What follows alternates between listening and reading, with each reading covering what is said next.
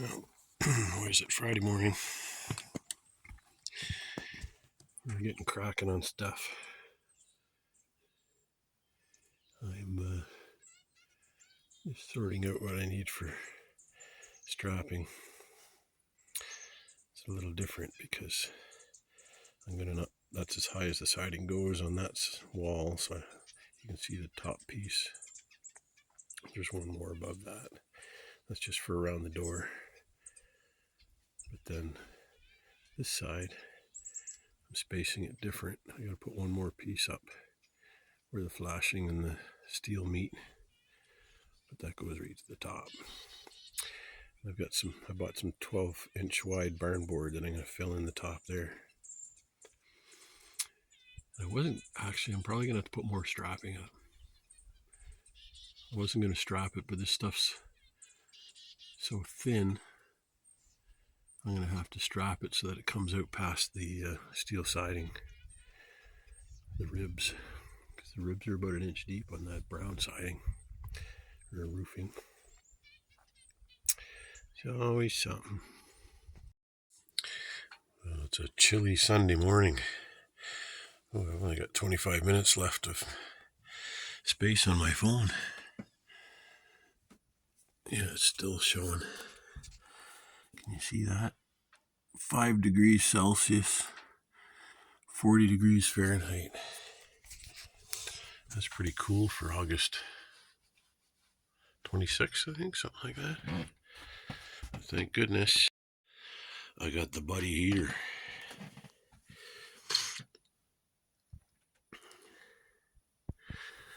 A friend lent this to me because I don't have my little propane heater. When I did the siding outside the front of the A-frame here, I got rid of my little wall-mounted heater, and I think I'm going to be putting it in the other cabin,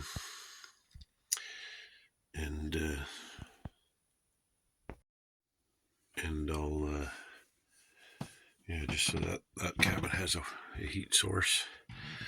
I'm going to winterize it and make it usable through the winter. But wow, this little buddy heater's heating it up quick, so that'll force me to just use wood in the cabin here, which I pretty much was anyway. The propane heater was just a luxury to be lazy once in a while, but I can still do that with this buddy heater. It's just a little less safe because of the carbon monoxide, but it's got a shut-off switch in it. I won't be using it for extended periods, and I've got a second carbon monoxide detector in the cabin here too, so I think it'll be a good change. Well, the stove is functioning. I gotta secure the insulated pipe a bit more. You can see it's at an angle. The bottom's secure, but I gotta get the top secure with some all round, I guess. A few sheet metal screws. I'm gonna have to modify the rain cap a tiny bit. It's not quite tight enough. I think the Selkirk brand that'll be fine though. I think that's gonna be tall enough. I think you're supposed to be 2 feet above. That's close. I'm just burning some paper. I can see some smoke coming out of her metal roof, so it's not a terrible concern that it's a little closer. I do have another 1 foot collar, so I may end up adding another collar on there, or a 1 foot piece. That's a 1 foot piece on the top there underneath the rain cap there. That's great, that rain cap fit. It was I found that somewhere. I think it was in my garage when I bought my house many years ago.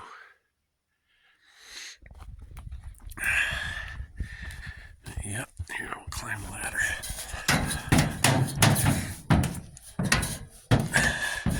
I to finish up a few things. Oh, the creosote came out of the rain cap when I was pounding it down. But yeah, she's all overlapped and cinched down. I just need to put some sealant around there. See, this rain collar is just a little loose, so I can't use the clip, so I'm going to go past them and just drill a couple of sheet metal screws in. Then put some, I've got some high temperature gasket seal. Boinga boinga. Well, I'm tackling a job I was putting off for a while. And that's, I already brought it over. I just finished cutting a steel support. It's just a little miniature rafter jack. I don't know what you call it. So I've been wanting to do this for a while. This has always needed a center support down here. I should have used it. I probably should have just went to the hardware store and bought a big beefy like 2x10 or something, but I just always intended on putting a center support in here, so in the end it doesn't matter. Where can I set this? I'm gonna have to set up the tripod.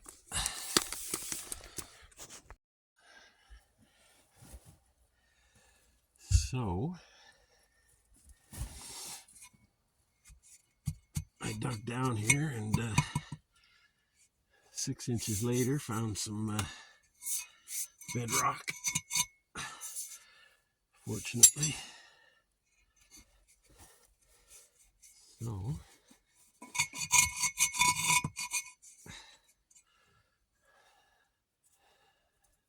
set this up.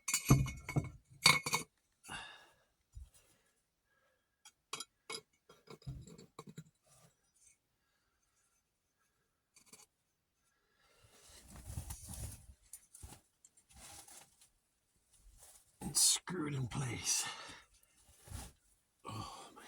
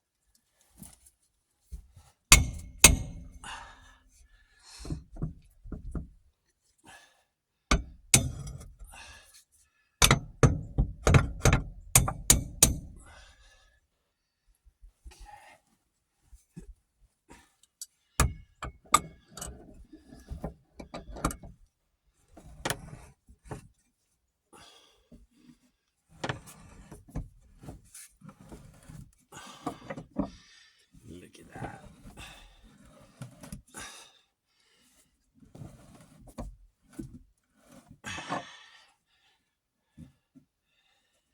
That is going to instantly make this floor so much more solid. Didn't take that many turns. I think it's already up where it belongs.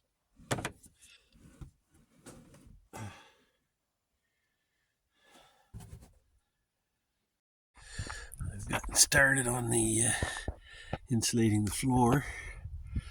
Almost halfway done. I'll leave the plywood for another day. I'll be done by the time I'm done insulating. For sure, I gotta put an extra floor joist under here. These are spaced at 24 inches, so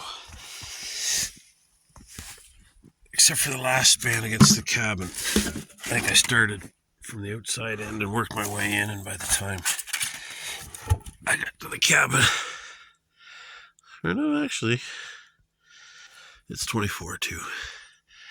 But the way the stove's spaced, I'm just gonna stick one up here. It's almost on that joist. And the legs are, or it's a little past that joist, and then the legs are halfway between, so that it doesn't bow these boards. I'll put an extra joist in. Go see what I got.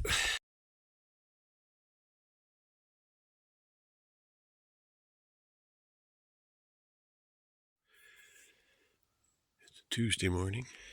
I'm standing under a fallen tree. We're out, went for a little drive and came out hiking where we've been coming. Took a trail we haven't been on yet. This one had a sign that said the end. And the trail ended.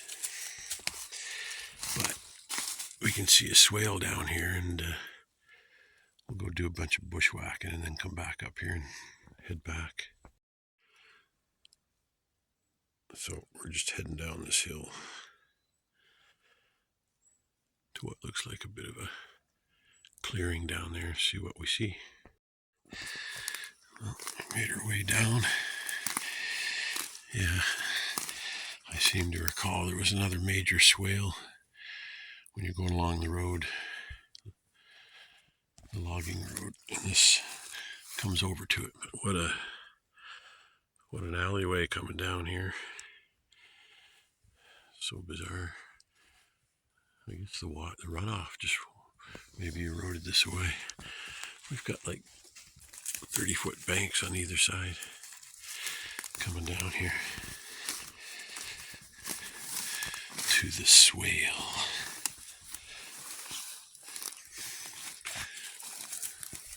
That's interesting. That almost looks like a cave in there.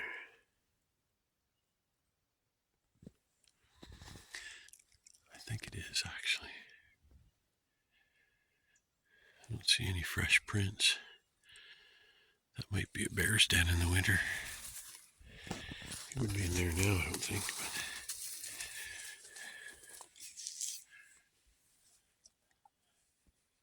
that's kind of creeping me out now.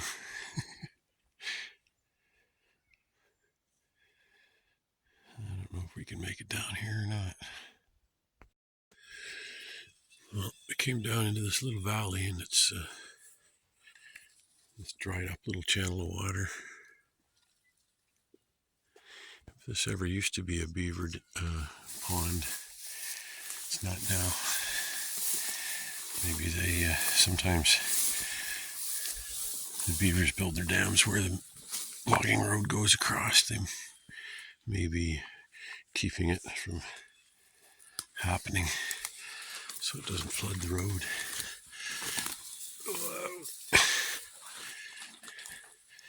Anyway, we can't really see much here. Part of me's tempted to bushwhack straight out to the road. We'll get back up to the top and think about it. We just came over to the next rise. We went through a big spillway right next to that other one. But yeah, this is quite a valley here. It goes way out there. I don't know if the camera is not really focusing out past the trees. So I'm pretty sure this goes out to the road. Well, I know the road is west, but I mean this big swale goes out to the road. So I'm tempted to keep going. I don't know how many of these ups and downs we're going to be doing. That might get a bit hard.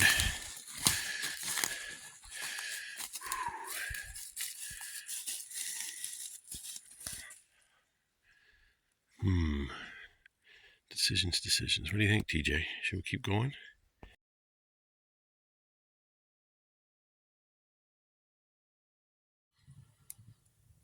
Well, it's about 5 o'clock, 5 degrees, and I've got a fire going.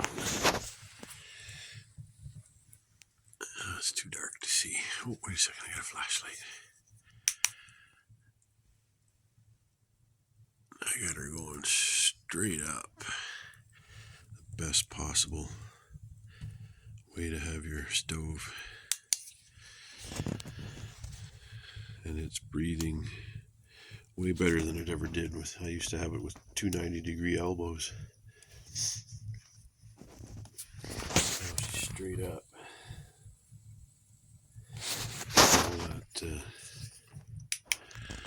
All that 2 lengths of exposed single walls. That's like 6 feet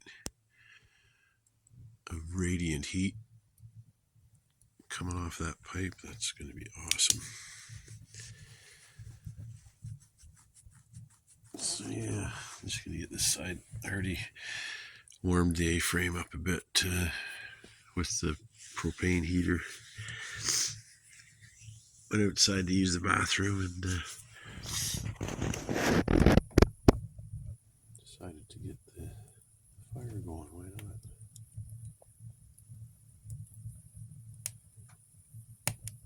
Got some good wood this winter. Nice, mostly nice dry maple. A little bit of birch thrown in.